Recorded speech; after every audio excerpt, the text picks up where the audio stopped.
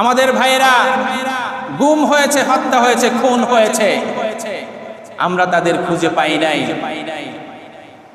তাদেরকে জেলখানায় বন্দী করে আয়না ঘরের নাম দিয়ে দিনের পর দিন, বছরের পর বছর তাদের যৌবন শেষ করে দিয়ে, তাদের বয়সগুলো শেষ করে দিয়ে আজকে মাথার চুল নাই, দেখতে একদম বৃদ্ধের মতো, তাদের সংসার ভেঙে গেছে। আরমান ভাই, তাকে আয়না ঘরে আটকা রাখা হয়েছে, যুবক ছিলেন, কিন্তু আজকে যদি তার চেহারার দিকে আমরা তাকাই তাহলে তার সেই যুবক চেহারা আজকে আমরা তাকে চিনতে পারি না। আজমি ভাই জেলখানায় বন্দী থাকার পরে আয়না ঘরে তাকে আটকে রাখার কারণে তার 10 বছর তার স্ত্রী অপেক্ষা করে, স্ত্রী অন্যত্র বিবাহ বসেছেন নাই মনে করে। তার সংসার বলতে কিছু নাই, মা নাই, বাবা নাই। তার চেহারার মধ্যে একটা মনে হয় যেন এইমাত্র কবর থেকে উঠে এসেছে। এসব দেখলে চোখের পানি চলে আসে। কোন মুসলমান এটা সহ্য করতে পারে না। হাটহাজারী মাদ্রাসা ওখান থেকে ফতোয়া দিয়েছে, যদি কেউ তওবা না করে, এত কিছু দেখার পরেও এই দল যারা করেছে, যদি তওবা করে ফিরে না আসে, তার জানাজা পড়া জায়েজ নাই। আউযু বিল্লাহি মিনাশ শাইতানির রাজীম। বিসমিল্লাহির রাহমানির রাহিম। ইযা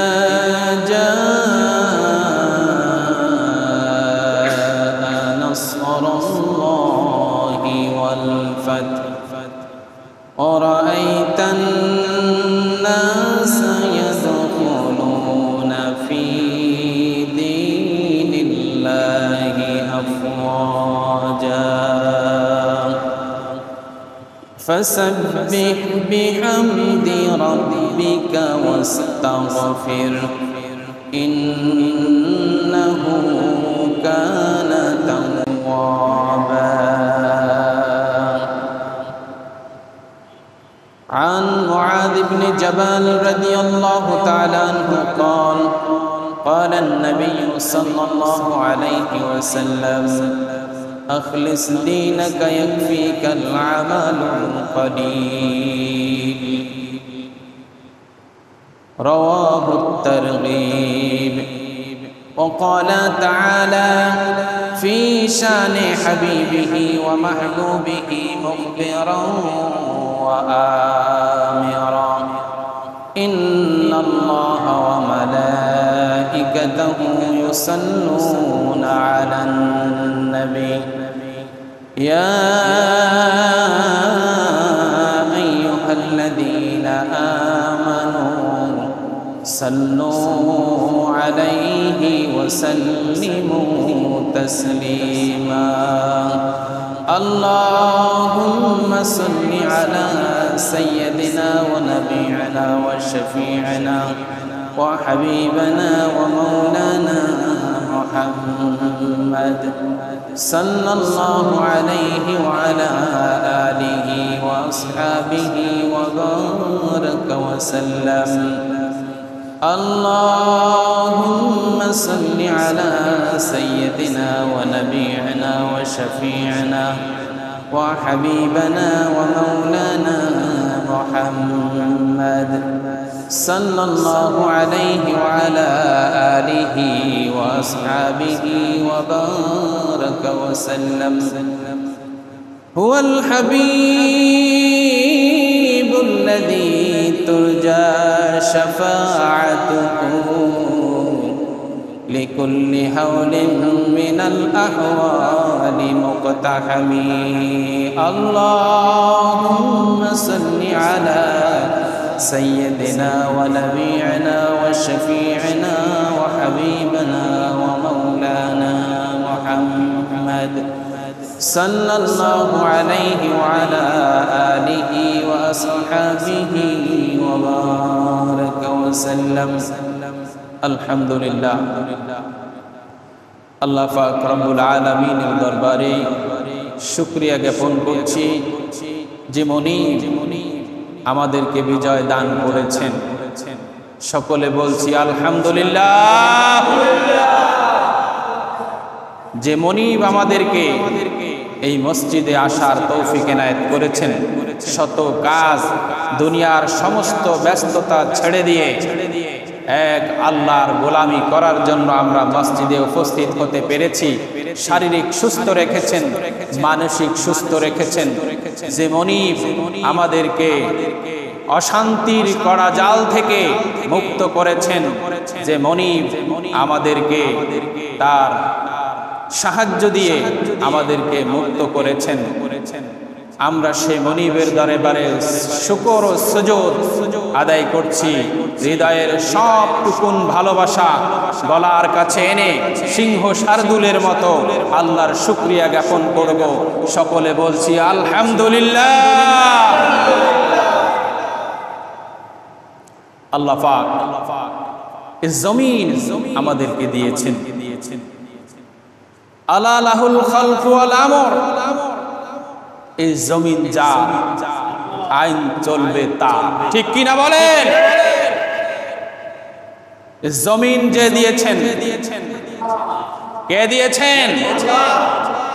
আইন দিয়েছেন কে? আজকে আল্লাহর আইন চলে না। কেন চলে না? এটা আমাদের ব্যর্থতার কারণে। আল্লাহ আমাদেরকে সাহায্য করেছেন।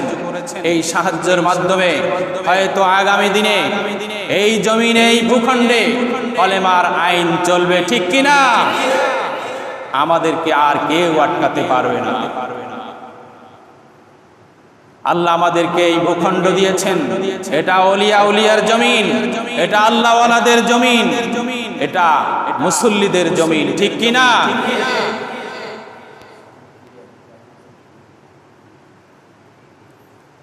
আল্লাহ পাক আমাদেরকে ধৈর্য ধারণ করে আমাদেরকে গঠন করতে হবে এক ইসলামী রাষ্ট্র, যেই রাষ্ট্রে থাকবে না কোনো অনাচার, থাকবে না কোনো বেবিচার, থাকবে না কোনো জুলুম, শোষণ, নির্যাতন, ঠিক কিনা?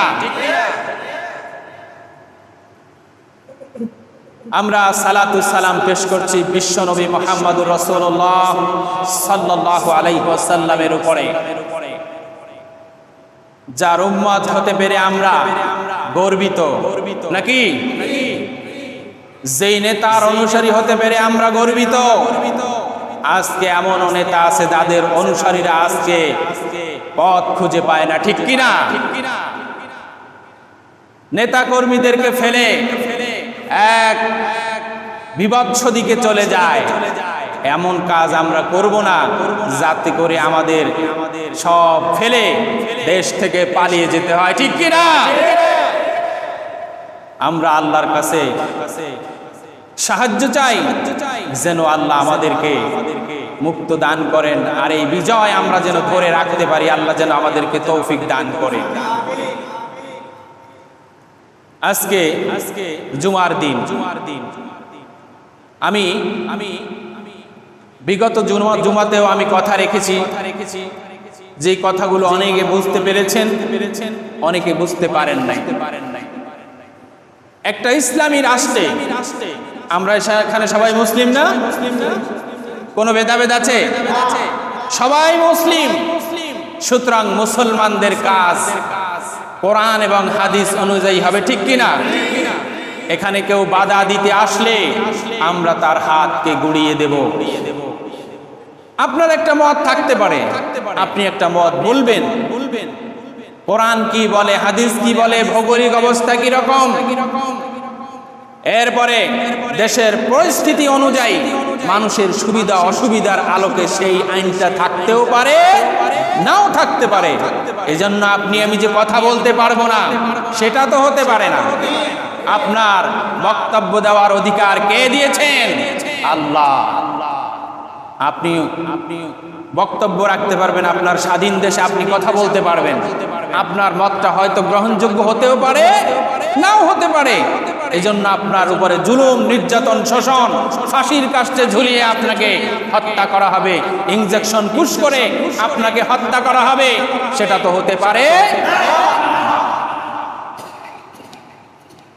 আমরা বিগত দিনগুলোতে কথা বলেছি মসজিদের মিম্বরে, কথা বলতে পারতাম না ভয়ে।